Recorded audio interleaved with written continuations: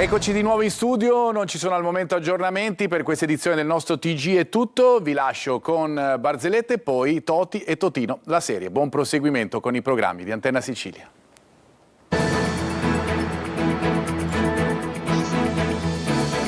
Entra nel mondo dell'informazione con l'app Sicilia Web. Resta sempre aggiornato con le news e le live in diretta.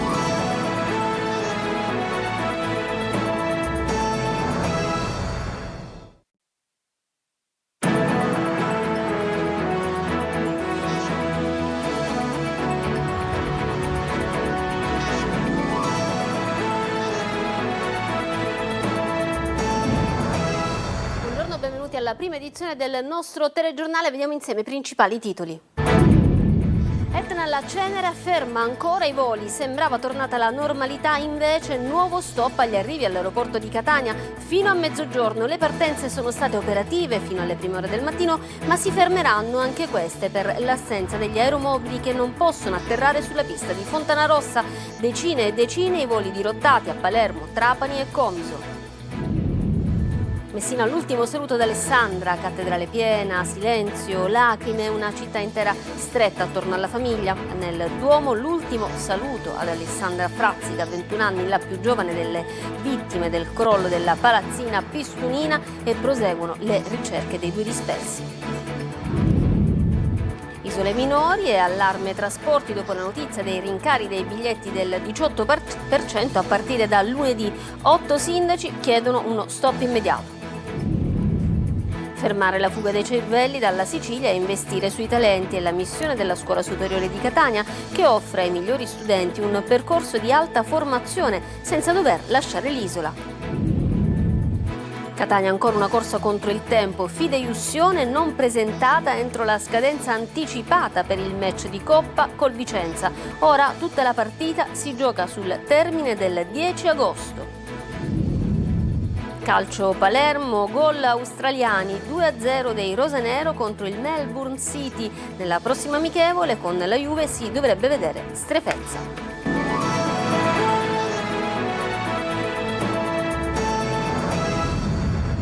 Bentrovati, in apertura ancora riflettori puntati sull'Etna perché si pensava che l'emergenza fosse rientrata con il ripristino delle attività di ieri sera e invece un nuovo stop. La Cenere torna a fermare Catania, all'aeroporto chiude ancora agli arrivi, voli cancellati, dirottati passeggeri nel caos, mentre il vulcano non si ferma e torna a eruttare Cenere. Fino a mezzogiorno rimarranno chiusi i voli in arrivo, provocando a catena dirottamenti e cancellazioni anche per i voli in partenza, come ci spiega nel servizio Orazio Longo.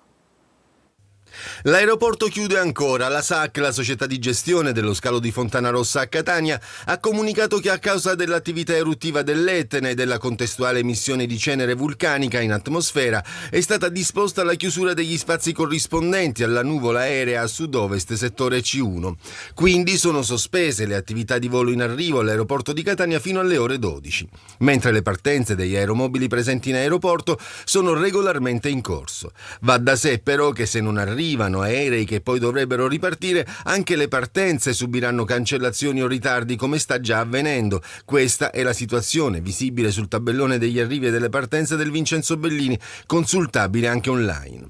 Diversi, come si vede, i voli cancellati o dirottati negli scali di Trapani, Comiso e per lo più Palermo. SAC avvisa i passeggeri di verificare lo stato del proprio volo con le compagnie aeree prima di recarsi in aeroporto. Seguiranno aggiornamenti nelle prossime ore, ma quella di oggi è l'ennesima giornata di disagio all'aeroporto. Già ieri tanti viaggiatori esausti. Ci hanno detto di spostare il volo a una data disponibile alla compagnia aerea. Siamo qua dalle 7, siamo qua, bambini che hanno fame, non sanno, manca una bottiglia di acqua. Per quanto riguarda la situazione sull'Etna, dai sopralluoghi e dal monitoraggio degli NGV di Catania c'è un modesto flusso lavico nella porzione alta della Sciara del Fuoco, che continua ad essere alimentato e che ha ripreso vigore dalle 11 di ieri sera. La bocca eruttiva che si è aperta nella Valle del Leone resta attiva. L'attività di Fontana di Lava ha causato una ricaduta di cenere ad Adrano, Ragalna, Pianovetore e a Nicolosi. A Messina adesso per l'ultimo saluto ad Alessandra, la più giovane delle vittime del crollo della palazzina di Pistunina. Ci sono stati i funerali, intanto i vigili del fuoco continuano a lavorare tra le macerie per recuperare gli ultimi 2 dispersi, anche e soprattutto in aree fino ad ora inesplorate. Roberta Lunghi. Messina, sono le 16:30, risuonano le campane della Basilica Cattedrale perché oggi è il giorno dell'ultimo saluto ad Alessandra Frazzica, 21 anni, vittima della tragedia di Pistunina. Bandiere a mezz'asta, il gonfalone listato a lutto, il minuto di silenzio, una comunità raccolta attorno ai familiari. In una cattedrale gremita, presenti le autorità civili con il sindaco e la giunta e l'Università di Messina con la rettrice, i docenti del corso di laurea in lingue. La forza dell'amore non ha paura dei crolli, così l'arcivescovo di Messina, Giovanni Accolla, che ha fatto leva sulla forza di una città capace di stringersi nel dolore. E poi il sindaco Basile, che ha invitato a un tempo del rispetto in un momento in cui la città spera ancora. Il grido "Alessandra vive" è risuonato nelle parole dello zio, mentre palloncini gialli e viola si perdevano in cielo. Un funerale celebrato mentre resta ancora aperta la ferita della tragedia. Dopo il recupero delle prime vittime nell'area del crollo proseguono infatti le ricerche, che sono state rimodulate e si concentrano su un'area rimasta ancora inesplorata per trovare i 2 dispersi, così ha spiegato il comandante provinciale dei Vigili del Fuoco di Messina. Intanto i PM hanno esteso l'incarico ai medici legali incaricati delle autopsie sui corpi delle 4 vittime. Dovranno effettuare, anche con l'aiuto dei RIS, indagini di natura genetica. E oggi sarà un'altra giornata da bollino rosso per Palermo. La Protezione Civile regionale ha pubblicato l'avviso per rischio incendi e ondate di calore. Argomento trasporti, non ci sono belle notizie per la Sicilia nemmeno dal mare, perché scoppia la protesta sulle isole minori per la stangata sui prezzi dei traghetti e degli aliscafi prevista a partire da lunedì. E adesso 8 sindaci scrivono alla Regione: il timore è quello di compromettere il turismo e di lasciare le isole eolie, le isole minori senza servizi essenziali. Manlio Viola. Sospendere immediatamente gli aumenti dei biglietti dei traghetti e degli aliscafi dalla Sicilia per le isole minori e viceversa. Lo chiedono 8 sindaci che si rivolgono con una lettera alla Regione siciliana e al Ministero dei Trasporti chiedendo un intervento immediato. Gli annunciati aumenti del 18% rischiano di aggravare il già elevato costo della vita sulle isole minori, di compromettere il turismo e di lasciare le isole senza servizi essenziali, a cominciare dalle ambulanze e dal servizio di emergenza-urgenza sanitaria. Gli aumenti graveranno su tutto, anche sui generi di prima necessità, e quello che viene messo a rischio è il principio stesso costituzionale della continuità territoriale negata ai cittadini delle isole minori. Gli aumenti, che scattano praticamente sotto Ferragosto, da lunedì 10 agosto, danneggiano il turismo, l'approvvigionamento di carburanti e di alimentari, e intanto scattano anche l'emergenza sul fronte delle ambulanze e tanto altro. Come temuto, l'ambulanza del 118 in servizio a Lipari è già ferma per mancanza di personale soccorritore. Il personale che deve sostituire chi è in ferie o in malattia, infatti, viene dalla terraferma e non è prevista la gratuità per il loro trasporto. I soccorritori devono spendere in media 50 euro al giorno solo per andare e tornare da lavoro, e adesso diventeranno quasi 60, e questo induce il personale a rinunciare all'incarico. Sul fronte politico, alla denuncia della senatrice Daphne Musolino ora si aggiunge anche il segretario del PD Anthony Barbagallo, che chiede un immediato intervento del Presidente della Regione.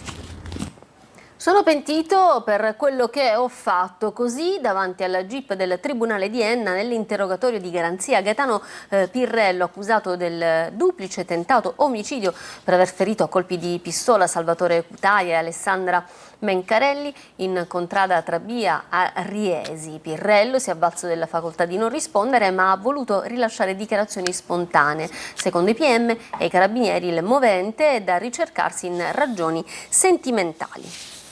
Andiamo nel siracusano adesso ad Augusta. Dopo un'attesa molto lunga partiranno tra poco i lavori per il depuratore delle acque reflue. Si metterà fine così agli scarichi in mare. Francesco Aloi. Io vivo ad Augusta da più di 10 anni, quindi non sono una augustana ad hoc, però apprezzo perché finalmente di questo depuratore ho sentito sempre parlarne. Quantomeno diventerà il mare come una volta. Polemiche su polemiche e un'attesa durata decenni, ma adesso ad Augusta è tutto pronto per il nuovo depuratore delle acque reflue. Da qui a qualche settimana vedremo il cantiere nella nostra città e avrà la città la possibilità di godere del proprio mare. Firmato il contratto con la società che dovrà realizzarlo, si aspetta soltanto il via ai lavori entro settembre, quindi a breve. Così si passa dalla fase progettuale a quella esecutiva. Finita la fase di ingegnerizzazione che già è partita, inizieranno altre tipologie di problemi perché sono una serie di lavori molto invasivi, dobbiamo costruire tutta la condotta fognaria, ma ad averceli questi problemi. Un'infrastruttura strategica finanziata con quasi 70 milioni di euro di fondi pubblici, che avrà ricadute sulla qualità del mare e quindi anche sul turismo. Come hanno scritto in una nota il sindaco di Mare e il commissario straordinario unico per la depurazione Fatuzzo, è una risposta concreta a una delle criticità storiche che la città attendeva da troppo tempo. Catania prosegue il blitz della Polizia Municipale contro i possessori di bici a pedalata assistita trasformate in scooter. L'operazione in piazza Stesicoro in via Etnea. Sentiamo Tonino De Mano.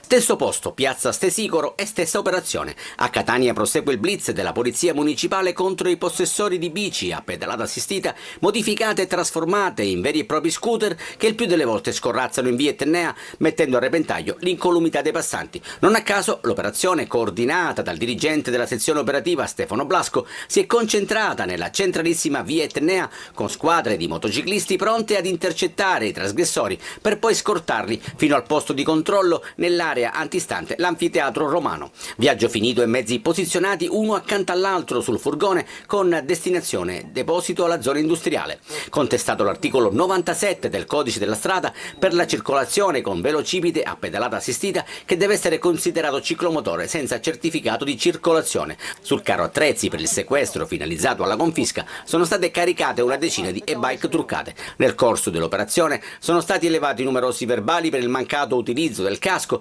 mentre diversi possessori di mezzi a due ruote non erano in regola con la copertura assicurativa o la revisione. Sequestrati anche 2 scooter privi di targa. Fermare la fuga dei cervelli dalla Sicilia e investire sui talenti è la missione della Scuola Superiore di Catania, che offre ai migliori studenti un percorso di alta formazione senza dover lasciare l'isola, come ci racconta Roberta Lunghi.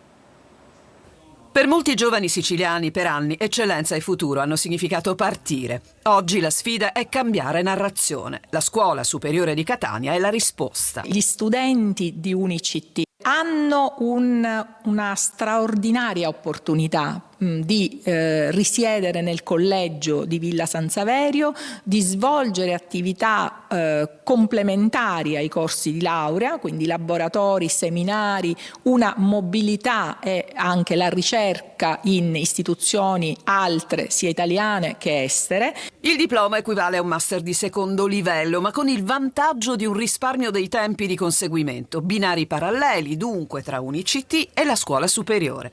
Ma quali sono i numeri? Ogni anno il concorso seleziona 20 studenti meritevoli attraverso delle prove con una commissione esterna all'Università di Catania proprio per garantire l'imparzialità e la trasparenza. Il 15 e 16 settembre le date del concorso nazionale che si terrà al Polo Didattico di Giurisprudenza di Via Rocca Romana e il bando è rivolto a tutti gli studenti, a prescindere dal voto della maturità. Una realtà che non si misura soltanto nei numeri. Restare e dunque accedere a una formazione di eccellenza non vuol dire però trattenere, ma al contrario offrire gli strumenti per un confronto internazionale partendo da Catania. Non direi che c'è una contrapposizione tra restare e andare via, ma appunto la Scuola Superiore di Catania coniuga le due cose in maniera direi eccellente e perfetta perché i nostri studenti possono ambire alle migliori carriere sia in Italia che all'estero. Una serata all'insegna dell'ironia e del divertimento. Sul palco di Marina di Modica, Roberto Lipari ha coinvolto il pubblico tra risate e riflessioni con l'ultimo spettacolo, dove racconta se stesso e il nostro tempo. Veronica Barbarino. Ma perché l'ultimo spettacolo? Perché già a 35 anni devi annunciare il ritiro dalle scene? E se davvero fosse l'ultimo spettacolo? A Marina di Modica, per la rassegna estiva della Fondazione Teatro Garibaldi, Roberto Lipari ha portato in scena il suo monologo e, come sempre accade con il comico siciliano, ogni spunto è buono per ridere del tempo in cui viviamo. Diventare ricco. Ora, tu lavori in un call center. Se sapevi come si diventava ricco, uno diceva a me, giusto? Uno show personale e surreale nel quale comicità, riflessione e racconti di vita vissuta si intrecciano per divertire e far pensare. No, io faccio come i Pooh, cioè annuncio sempre che la fine, però alla fine non arriva mai, così quando farò veramente l'ultimo spettacolo dice mi è venuto bene e che ho fatto le prove generali. Infatti sappiamo che ne stai preparando un altro. Sto preparando un altro, sì, si chiama Ci ho ripensato. Dopo l'ultimo spettacolo ci ho ripensato, è giusto. Confermando la voglia di continuare a raccontare il presente con la sua inconfondibile ironia, Lipari è già al lavoro quindi su nuovi progetti, ma nel frattempo fino a gennaio continuerà a portare il suo spettacolo in tournée, con date in Sicilia e nel resto d'Italia. In Sicilia sarò adesso a Castellammare del Golfo l'11 di agosto, il 12 invece a Fiera di Pollina e poi c'è la chiusura che è il 9 settembre al Teatro Greco di Taormina. Non è ancora tempo di saluti quindi, ma di continuare a ritrovarsi, a ridere insieme. Ci fermiamo per una pausa, tra poco lo sport.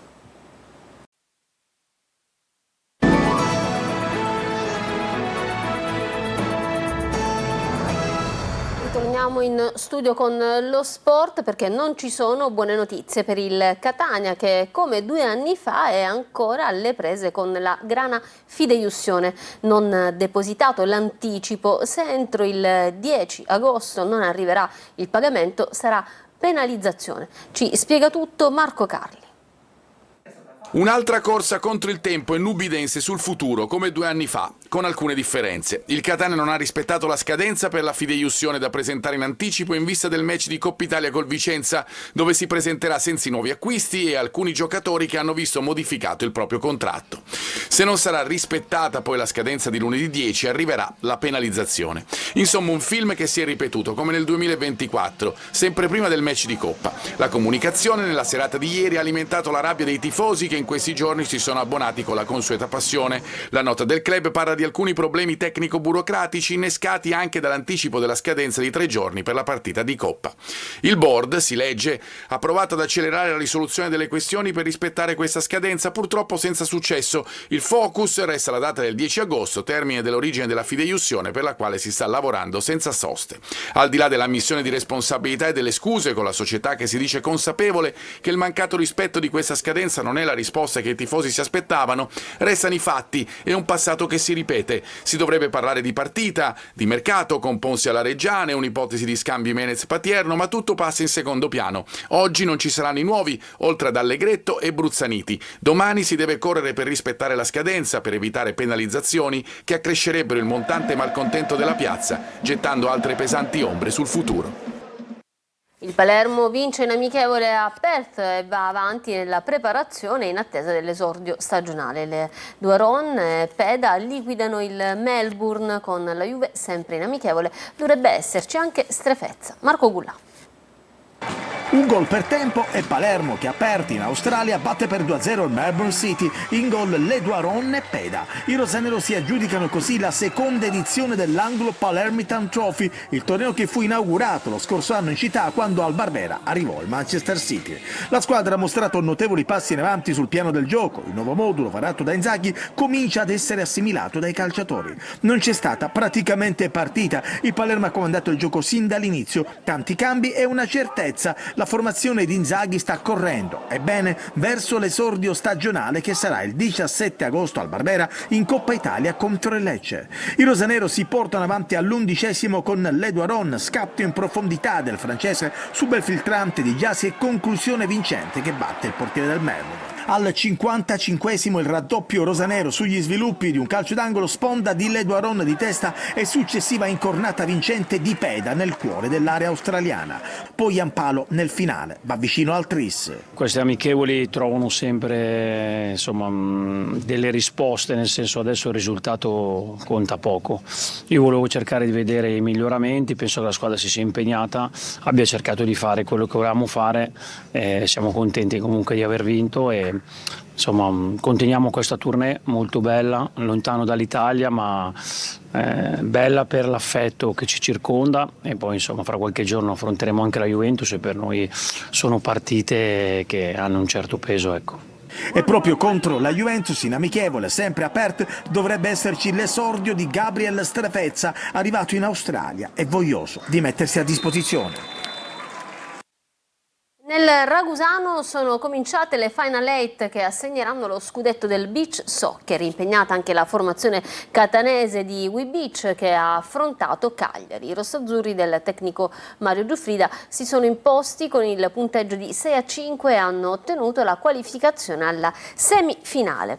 Per questa edizione dunque è tutto. Prossimo appuntamento con l'informazione su Antenna Sicilia alle 13:30. Vi daremo conto degli aggiornamenti che riguardano l'Etna e ricordiamo in questo momento l'aeroporto Fontanarossa di Catania non è operativo, voli in partenza e in arrivo bloccati fino a mezzogiorno. Per questa edizione dunque è tutto, io vi lascio alla rassegna stampa curata dal collega Marco Carli. Grazie per essere stati con noi, arrivederci.